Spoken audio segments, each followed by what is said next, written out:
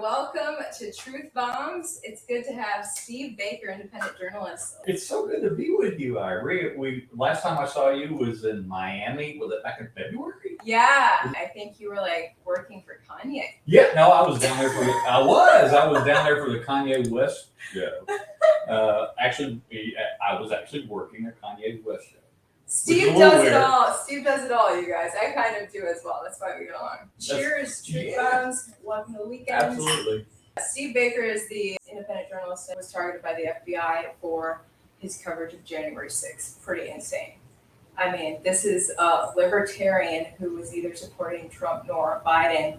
You can't get a more unbiased journalist at January 6th documenting history, yet somehow you get targeted. Well, I actually just spoke to somebody this week, and I was explaining to them that one of the most difficult things that the FBI would have had a very, very hard time at prosecuting me for was the fact that, as I told them, I said, I've got hundreds of articles that I wrote back in the 2016 campaign that were hashtag Never Trump.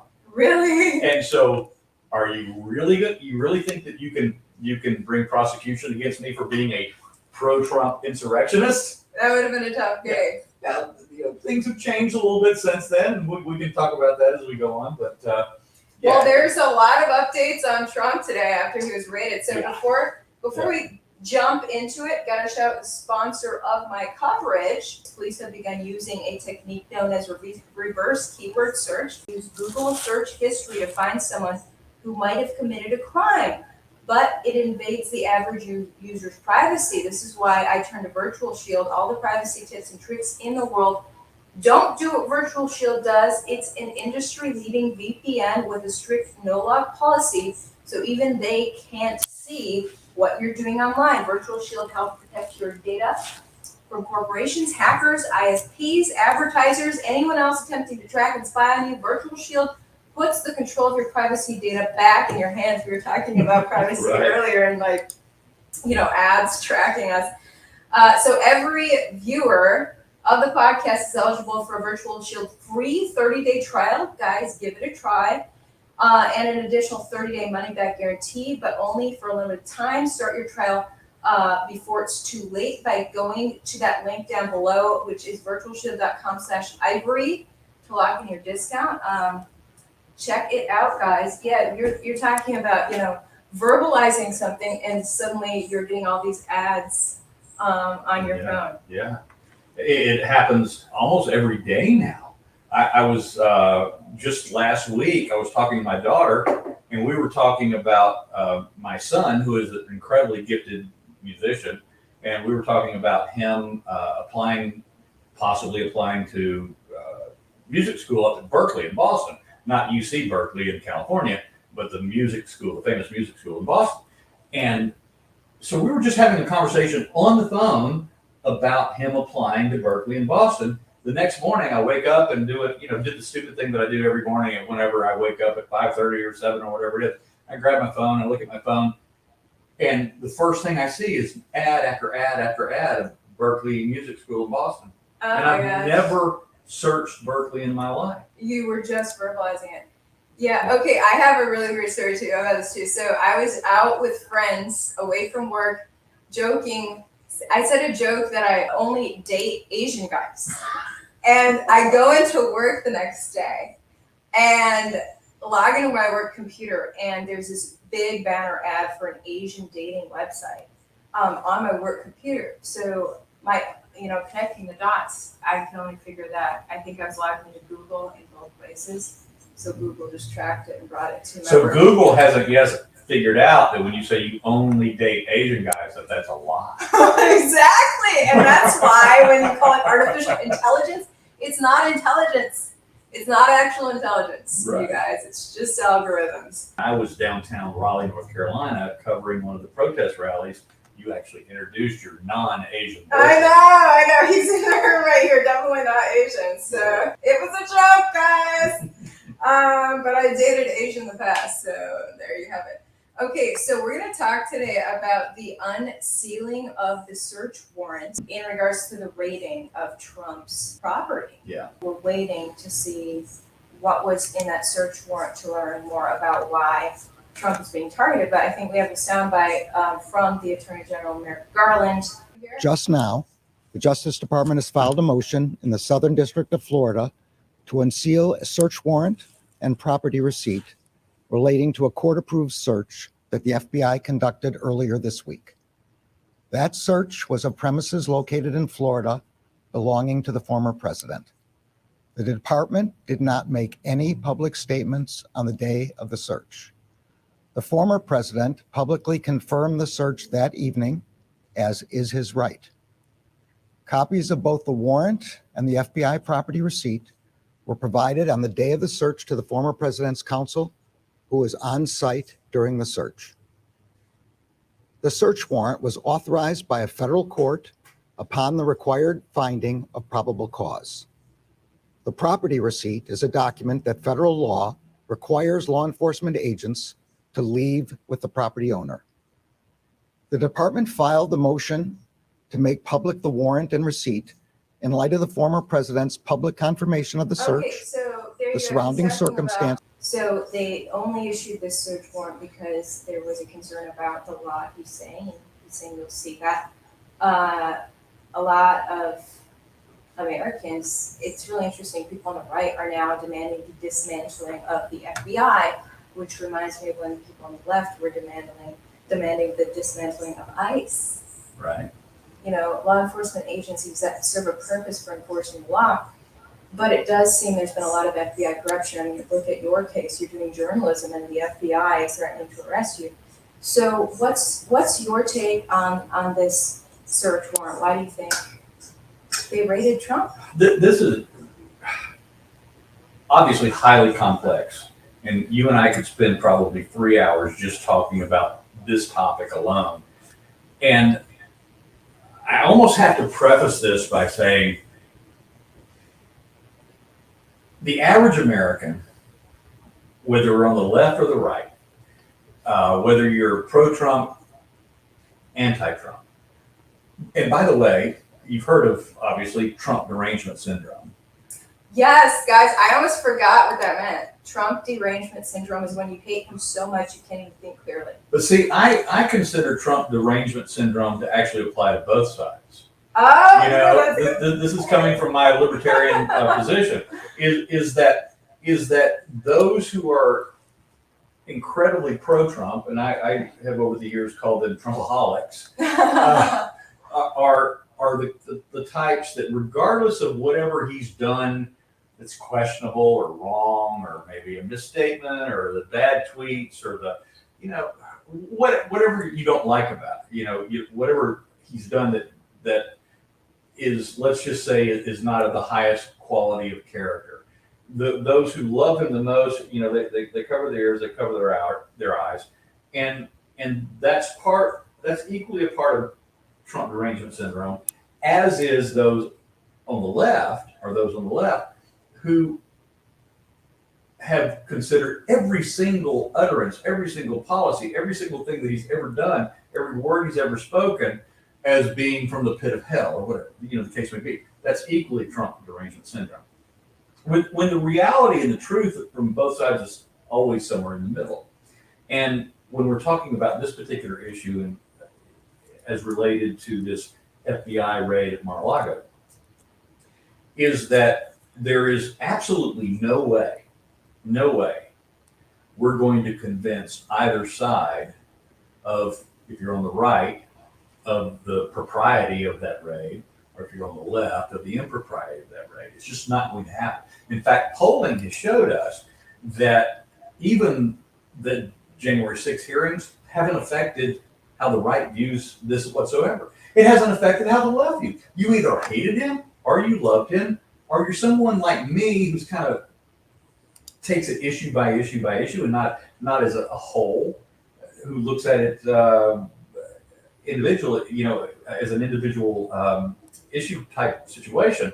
So when we talk about this is where I have been drawn into not a defense of Trump, but a defense of not only the rule of law, a defense of the Constitution, a defense of our republic, because we've never done this before.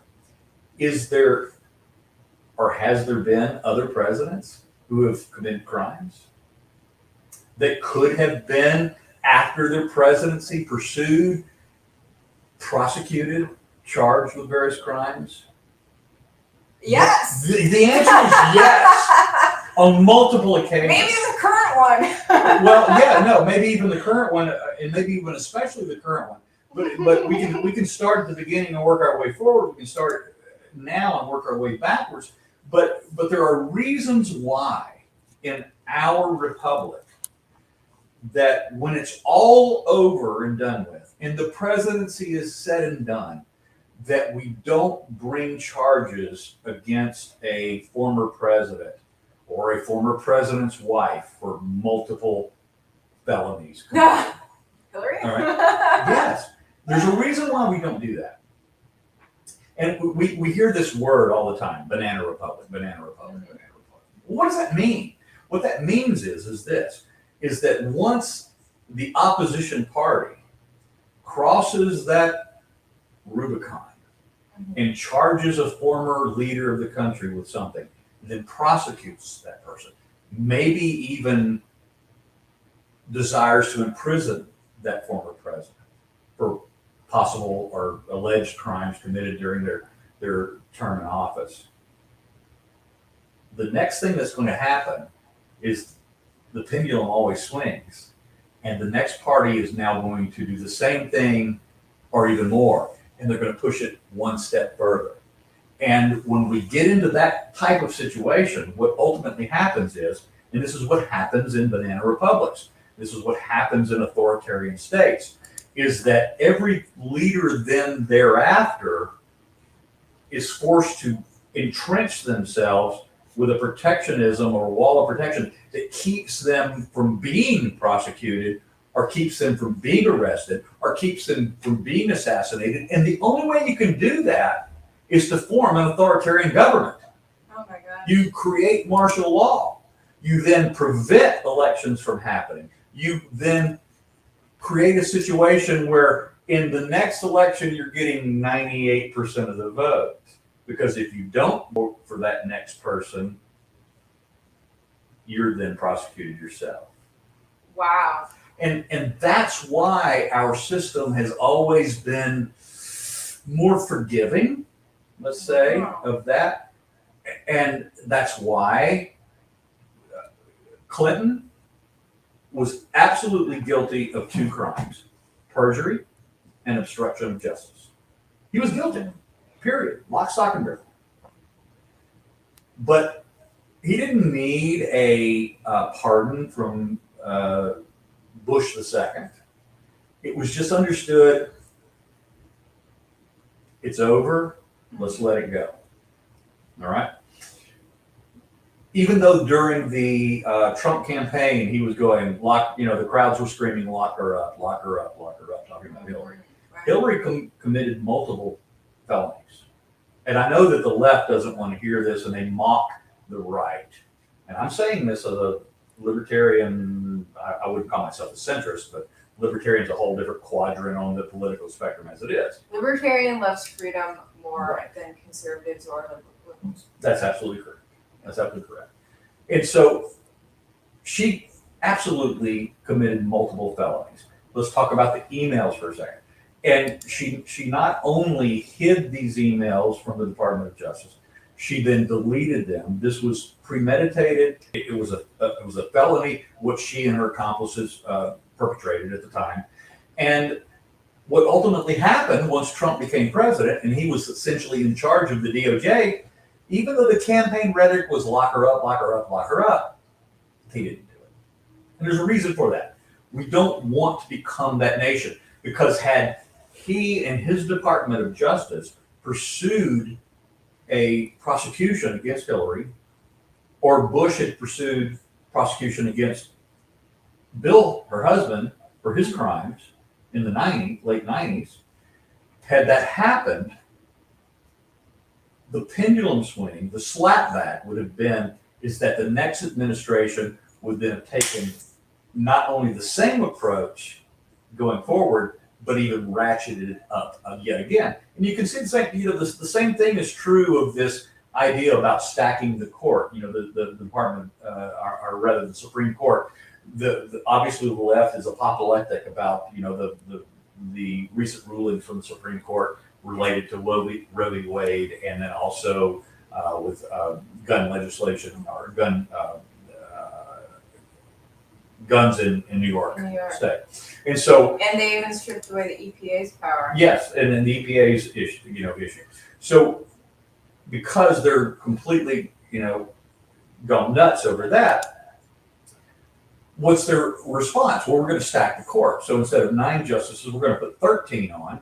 So with 13 justices, we'll put 4 activist leftist judges on the court in addition to the other 9, and now we'll control whatever happens going forward. Well, if you do that, what's going to happen when the pendulum swings and the GOP is in control of the White House and both houses of Congress? What are they going to do? They're going to put 19 judges now? No, that's true. The precedent isn't. Right. Oh, I get your point on all of this, but if a president knows that by tradition he will never be prosecuted if he does commit crazy crimes, then what's to stop presidents from just running rampant with crime? The only thing that's there to stop them is our system of the checks and balances in our government that founders established, because we have 3 co-equal separate branches of government. We have obviously the judiciary, we have the executive branch, we have the legislative branch, and that is not perfect because there is no perfect system of governance ever devised by man, and there can never be. There won't ever be. But at least those checks and balances hold them to accountability while they're in office to a certain extent. And then also we have in our republic the democratic element. And so when we're done with them, we can vote them out, whether it's 4 years or 8, whatever the case may be. Good point. And so if a Democrat president commits too much crime during his presidency, his party might not get reelected for a long time, That's and right. vice versa. So that would kind of be the punishment. And that exactly happens. And it doesn't just happen at the presidency, it happens at the congressional level. That's why you had a situation before 1994, the Democrats had controlled the House of Representatives for 40 years. And so these types of things, they evolve, they move, it's fluid. As I said before, the pendulum swings back and forth. And we do, in fact, have a system in place that's not perfect, but it's better than it has ever been devised by man before. I agree. If we adhered more to it, If we did. I feel like our country is straying so much from how it was originally constructed. Every presidency seems to add a little bit more power to the executive branch. And that's a unfortunate circumstance for sure. And then you have, look at our Congress right now. The legislative branch is aimed at for a reason. Their job is to write laws. Yet what have they been doing all year? January 6th hearings, they're acting like a judicial branch. Right. I'm like, what's going on? Right. Exactly. And sometimes you feel like the judicial branch is writing laws. Well, no, the judicial branch is often writing laws. They are legislating from the bench, and that's not their job. Right. And obviously the problem we have there is that the opposition party, whoever that is not doing their job in correcting that situation and fighting and pushing back against it. So when you have a Democrat in the executive branch in the White House, and you have, as we have right now, a majority Democrat in both the Senate and the House of Representatives, they could easily be pushing back against the legislative activities of the court, but they're not. And the exact opposite is true as well, because we have seen, even in just the last several years, we've seen Trump with majorities in both houses, and they didn't push back against legislative activities from the judiciary during that term as well. Well, what's the biggest legislative activity from Trump's judiciary in your mind? From Trump's judiciary is obviously his recent appointments in the Supreme Court. He got 3, which is highly unusual for a 4-term president to get 3 appointments. And although I'm not necessarily opposed to the recent rulings, because those 3 that you rattled off earlier, if we're talking about the elimination of Roe v. Wade, that was just bad law to begin with. It doesn't matter what side of the abortion debate you're on, whether you're pro-life, whether you're pro-choice, it was just unconstitutional law when it was legislated from the Supreme Court back in the 1773. 70s. Right. So that was just bad law. And then you get into their ruling against the New York gun laws, the prohibition against carry, the right of citizens to carry. Again, bad law. It's just bad law. The third thing, of course, the EPA issue was again unconstitutional law. That is legislating from the executive branch. For people who don't realize it, that the Environmental Protection Agency, a lot of these executive agencies, they've been growing in power, like the FDA, the USDA coming in and raiding the Amish because their meat is not up to par. So farmers minding their own business don't have the freedom anymore to, grow meat and sell it to their neighbors anymore because it's not according to some federal agency, which nobody elected, the people who are in charge of the EPA or the USDA. So the EPA is throwing its weight around in regards to carbon emissions and saying, this business can't do that, this business can't do that because you're not abiding by our regulations, which are apparently the same as laws. Or you can't grow cows because they're farting too much. Right. And it's like, this is a regulation that an agency under the presidency came up with. It is not legislation. It's not a law that was passed by a representative republic. Like, the people representing your state didn't get to weigh in on whether the EPA can throw its weight around. So the Supreme Court this year came in and said, whoa, EPA. It's the job of Congress to pass laws, which are different than It's not the job of bureaucrats, unelected bureaucrats, unelected people sitting at a desk somewhere who. They're supposed to enforce, the executive branch is supposed to enforce the law. So the EPA, if Congress passed a certain law, the EPA, I guess, under the presidency could make sure that law is being enforced. But this is a problem across the board with legislation coming out of Congress, because it doesn't matter what department we're talking about. If it's the Department of Health and Human Services, whether it's the EPA, whether it's the Department of Education, Department of Agriculture, Department of Transportation, when these bills, these massive bills are passed, whether they're 800 pages or 2,200 pages, very often inside that legislation, it said, that this exact language is often said, as the secretary may deem.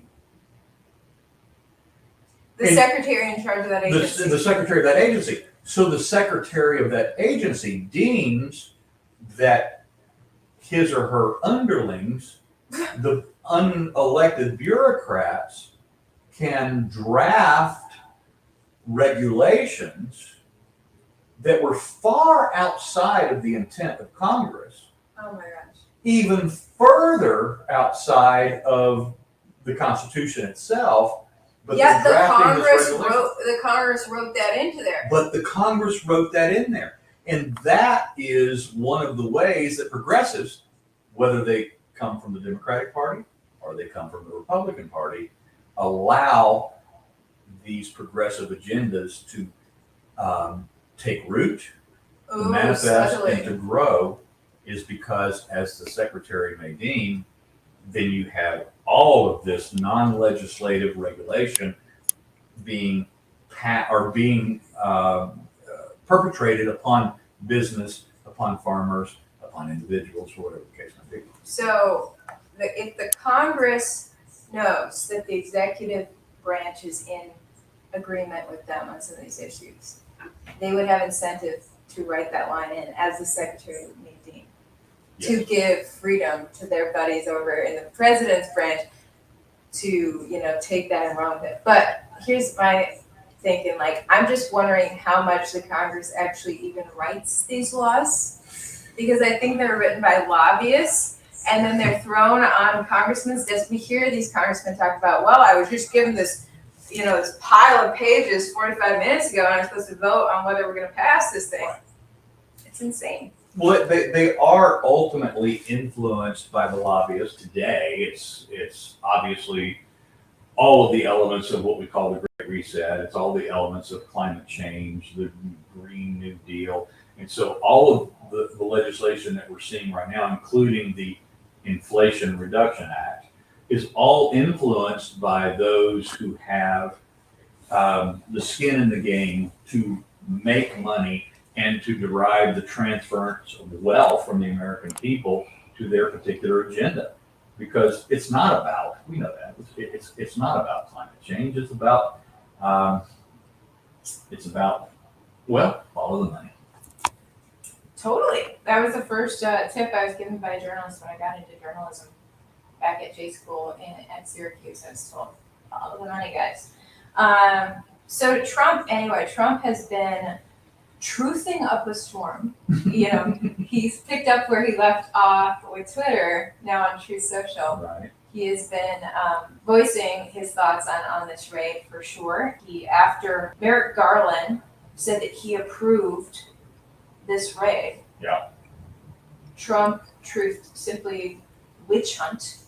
He also said, he wrote a lot of things. He said, just learned that the agents went through the First Lady's closet and rummaged through her closet personal belongings, surprisingly left area in a relative mess. Wow.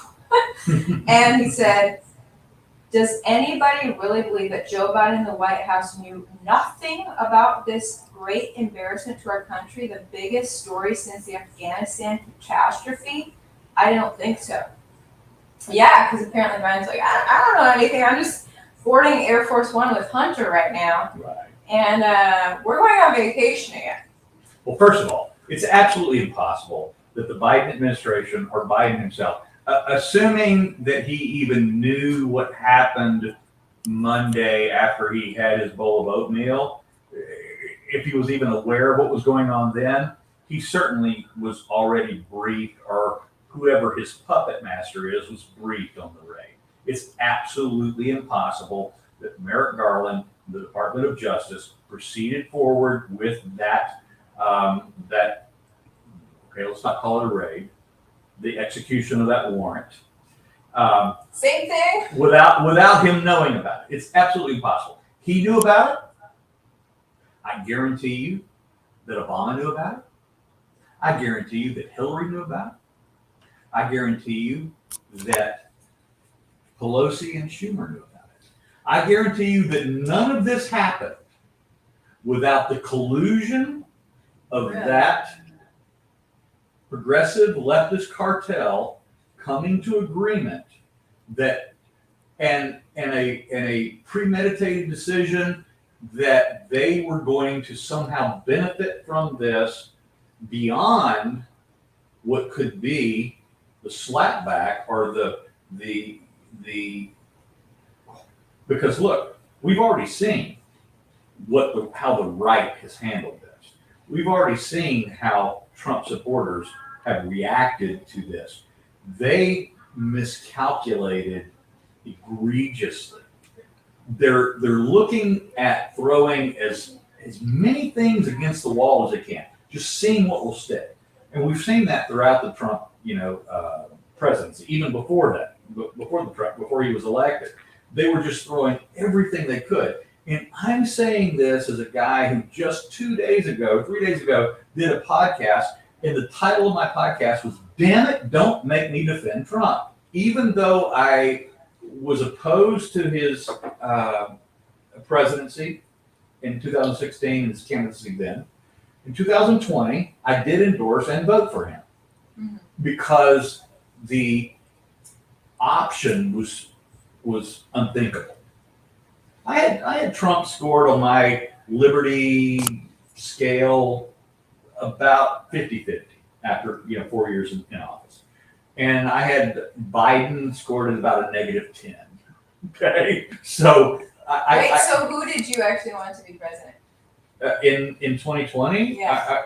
I did vote for Trump. Well, I mean, okay, in an ideal world. Rand Paul. Rand Paul.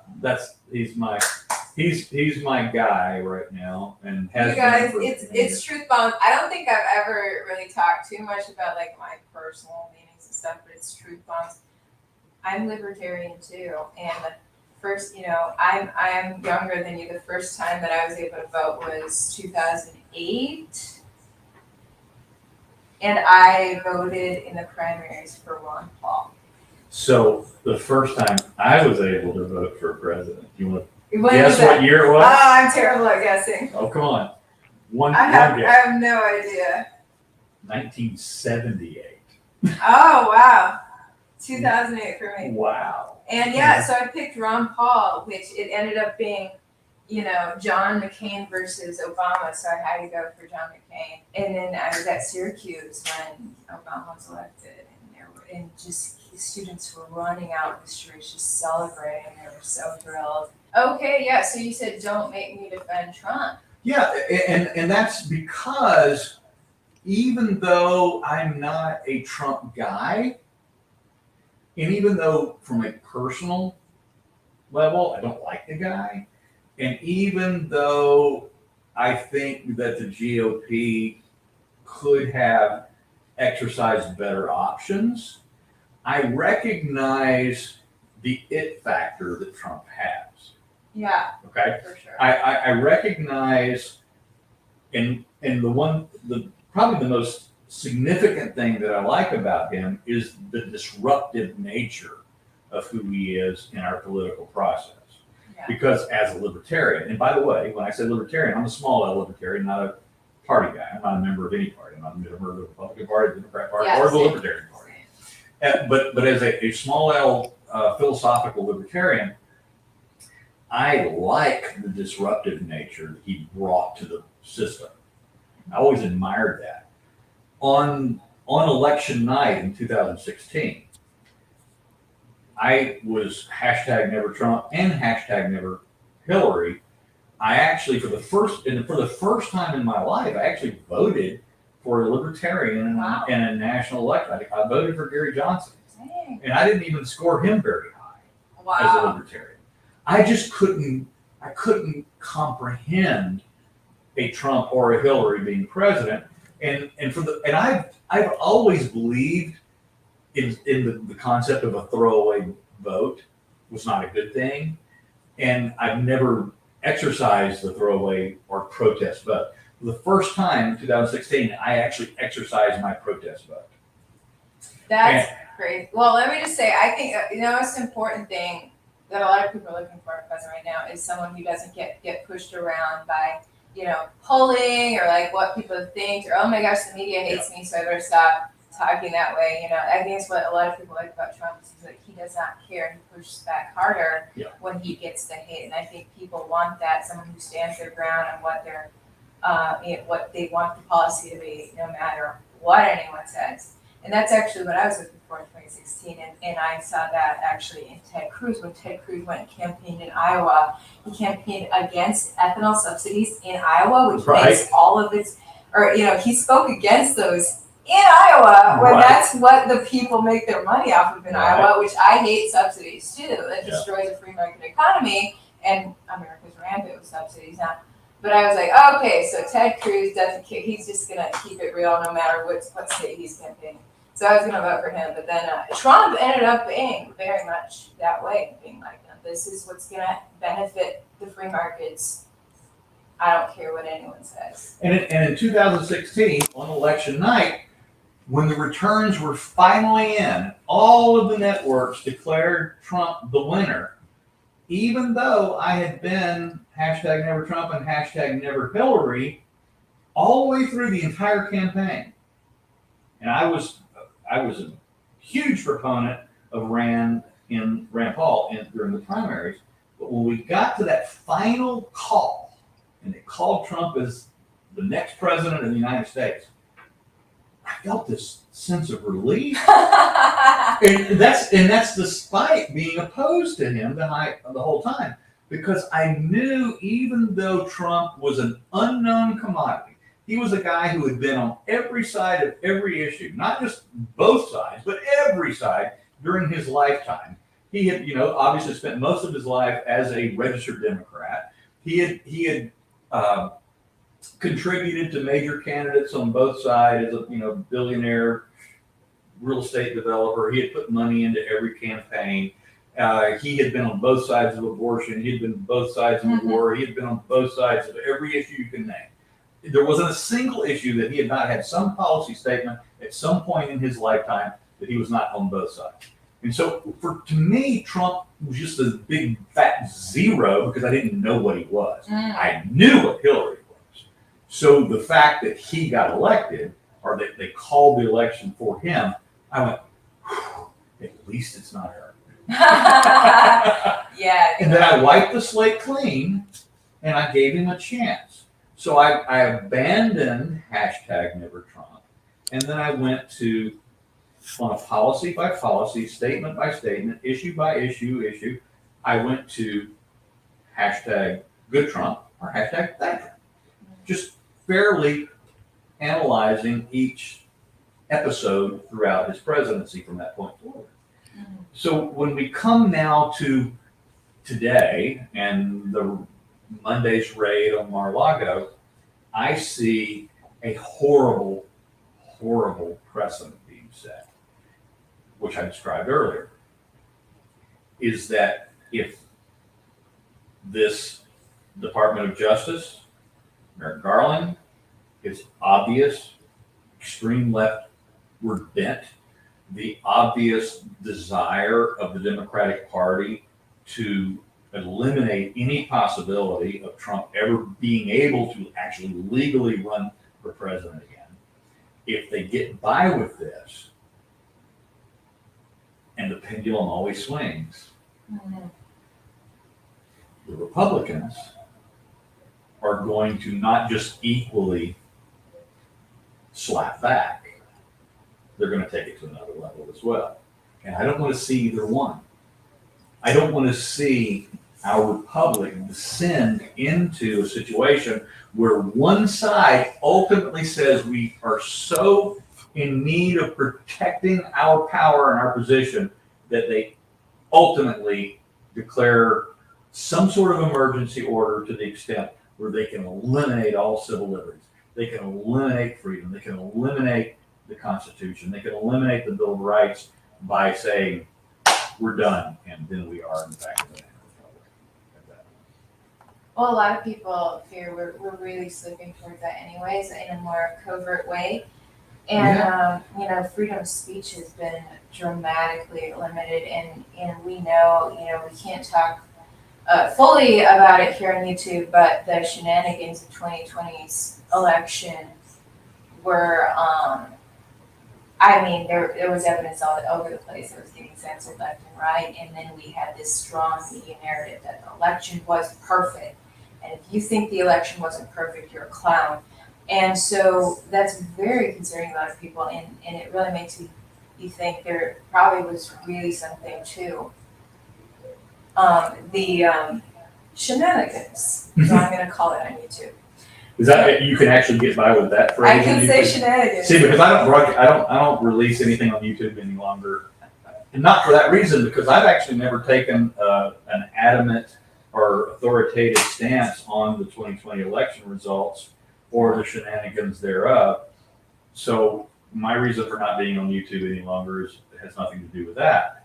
But so I don't know what. Well, I don't know how far I can go in this conversation. Well, I'm just saying that I was a reporter for Fox, okay? Mm-hmm. I was locally based in Houston working for the Murdoch show, and I was not allowed to cover the shenanigans that were being presented at my desk left and right. Right. Sources were sending me evidence of shenanigans that I was then verifying. Yep, this is a real shenanigan. Hey boss, maybe we should cover this. No. Were these shenanigans in Houston or just from the other states? This was in Houston, which is the third most populous county in America. Houston, it has a lot of voters, and Democrats in 2020 were intent on turning Texas blue, which a lot of Texans were like, ha ha ha, whatever. But I was, as a reporter, in contact with the Republicans and Democrats in Texas as they were campaigning, and I have to hand it to the Democrats and their organization being on top of every single thing. They had amazing PR people schmoozing me, practically flirting with me to cover the Democrats. Republicans were like, they wouldn't pick up the phone. I'm like, you guys want to be covered in the election? So Republicans, from my experience covering elections in Texas, Republicans have gotten very comfortable with how red Texas is. Democrats are hungry to turn it blue. Yeah. They're working hard.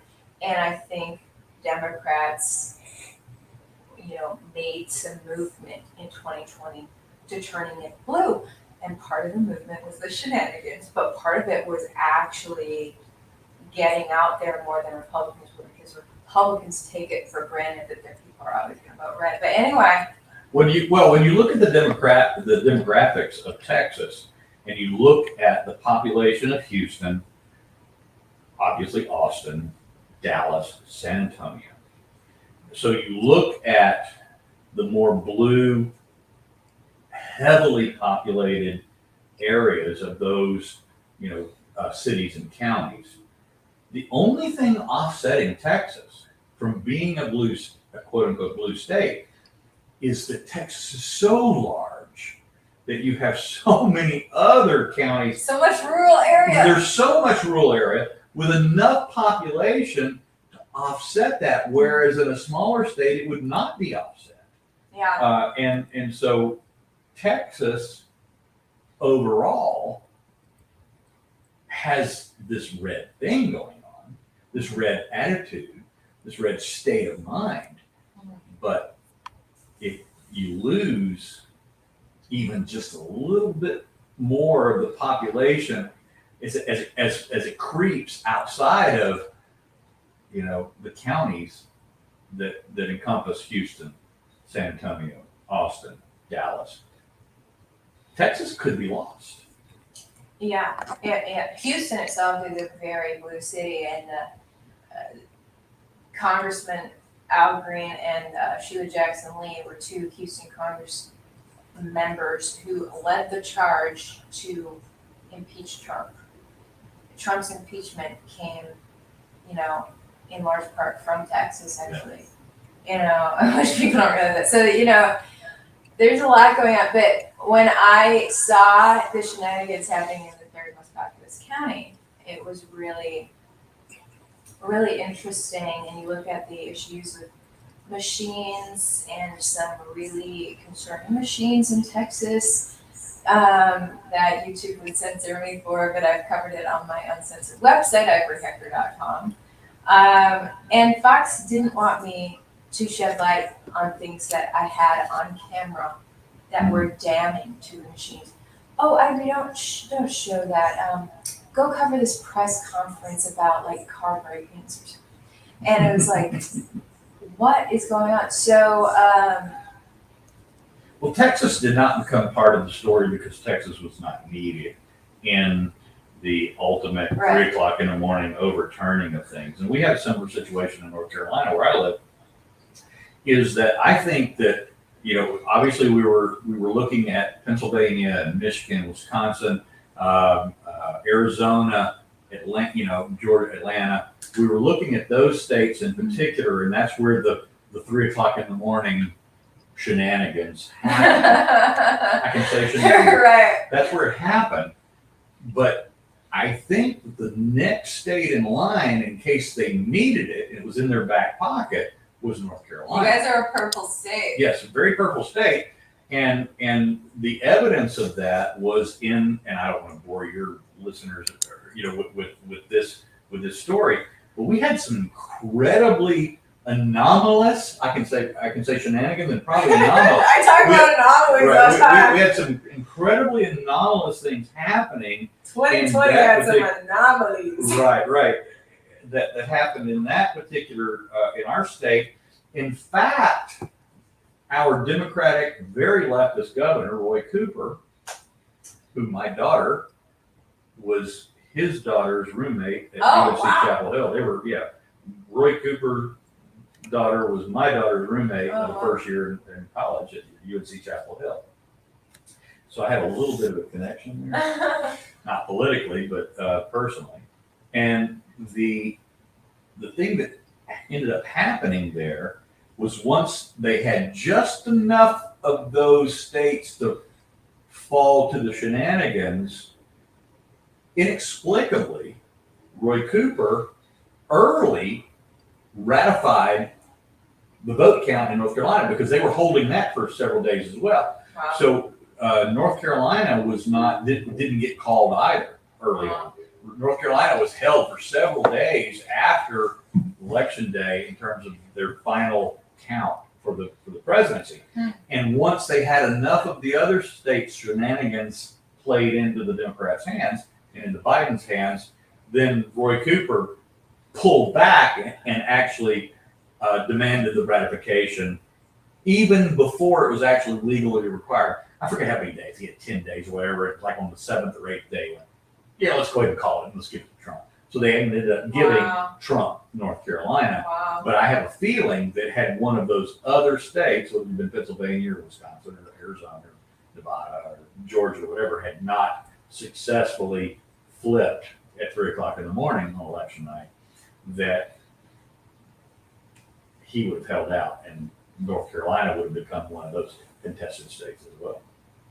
See, these stories like this are what really concern people, and especially when you see the ratcheting up of censorship. So you see things like that. Well, it appears that politicians are controlling which state goes to whom. So are elections legitimate anymore? And then with bringing in the censorship, the control of the media, it's like, are we ever going to get the truth anymore? And then you see, for the first time ever, the current president's administration going after the former president. And you say, we can't have that happen because then when the Republicans take over, they would go after Biden. But what if Biden thinks we're far enough along in this corruption that we have enough of a handle on elections and media that we can just run rampant from here on out? So that's the problem. That is the problem. Eventually, if we go down this path, one side or the other is eventually going to say, we've gone far enough. Let's just end this experiment. Like we've got control forever. Right. And that's what people fear has already happened with the Democrats. And if they do feel that they're at that point now, they're not going to blatantly tell the people because the people might get ideas to fight back. Yeah. They're going to keep the people peaceful, like they have hope, like, oh yeah, my vote's going to count this election cycle, and then when it doesn't, oh, it was because people were upset about Roe v. Wade, and then the next one, oh, there was some other excuse, and they'll keep the people complacent for long enough as they completely turn into a dictatorship. We might already be there. I'm not going to say that I don't think we're there yet. I'm going to say that I hope we're not there yet. And what I fear the most right now is the possible reactionary activities that may happen. Because as you know, we had this morning, an FBI office in Ohio was attacked by a guy who preliminary reports say he might have been a January 6th guy. Uh-huh. I actually read that, I think, in the Washington Post later this afternoon, that he may have been a J6 guy. He showed up. He tried to breach the actual FBI. I'll call them a compound because it really is. If you've ever been to one, it is a very secure compound. And I have unfortunately been to one, been inside one. FBI interrogated. I was there by invitation. I didn't have to breach the gate, but they are very secure areas, and the government really spends a lot of money to protect them much more to protect them than they do us, by the Oh way. my gosh. But the point being is that somebody tried to breach one today. It was unsuccessful. There were shots fired at the compound. He was, I think, surprised or shocked at the early response, and he got away, went off somewhere else, was in a big field. Law enforcement, FBI agents, other types of law enforcement surrounded him, eventually killed him. And so Yeah. that happened this morning. And so what I fear right now is that we might start getting these types of reactions from the extremists. And there are extremists on both sides. I'm not talking about, mainstream middle America, MAGA hat wearing Trump supporters. I'm talking about the extremists, and the equal and opposite extremists exist on the left. We've seen them in the abortion issue with, Jane's Revenge and that sort of thing. Yeah. The anti-pro-life groups, or I don't even know what's the proper. Anti-life, pro-abortion. Yeah, but yeah, the militant pro-abortion. Right. And so they exist on both sides, and so but those are very small groups on each side. But the more and the more of these types of things that we're talking about today happen, those groups tend to get a little bit bigger on the extremes. Yeah. And I fear that the most right now, because there's the flag waving, gun waving, bring it on, 87,000 new IRS agents. All right, bring it on. Let's go. No, we don't want that. I have 2 children. I don't want them raised in a banana republic or in a civil war environment. Yeah. That's the last thing I want. Yeah, for but them. would you rather fall to a dictatorship or have a civil war? I don't want to fall to a dictatorship, but if we do fall and one side or the other declares their supreme and permanent power, at that point, myself, as the quote unquote pragmatic constitutionalist, game on. But we're not there yet. We have an election this year. You have to wait for someone to declare themselves dictator, then it's. We're not there yet. And if you go look at, go reread the Declaration of Independence. Oh my gosh, I did recently, you guys, and I highly recommend reading it because I feel like you're gonna relate to it more than ever. I reread it regularly. I probably read the Declaration of Independence once a month. Yeah, people don't realize how long the document. I mean, it's a short document, but it's lengthy in that they're listing all the grievances against the king. Right. But if you read those grievances against the king, and the people, let's say on our side, libertarians, liberty-loving people, whether they're Libertarian Party,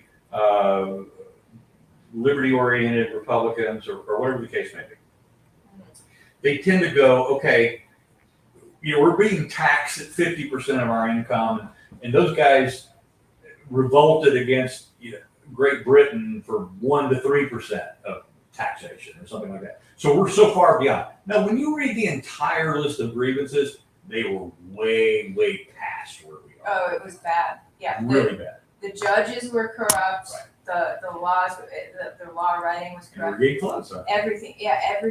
was so corrupt. It was much worse than it is now. It really was. I feel like I could talk to you forever about this, and we'll have to do another show. We're already flying past the time here. Guys, you've got to read Steve Baker's blog, The Pragmatic Constitutionalist. What's the website? We'll send everybody to our locals community right now. Dave Rubin created that. Mhm. They're now also in partnership with Rumble. As I said, I'm no longer on YouTube. Everything is on Rumble. So, Awesome. But if you go to thepragmaticconstitutionalist.locals.com, Awesome. and our website, which is thepragmaticconstitutionalist.com, is actually under reconstruction right now. We don't need to get into the reason why that's happening, but it is. And but locals is kind of where everything comes out of now. All of our content, whether written, whether video, whatever, all originates from there now and then spreads out everywhere else. Awesome. Yeah, when it's interesting you brought up the founding fathers documents because when I first read your blog, I was like, I can tell by the way he writes that he's read a lot of our founding fathers. He kind of is starting to write like them. Yeah. But all right, thanks so much, Steve, you. and we'll have him back on sometime, and we'll catch you guys next week.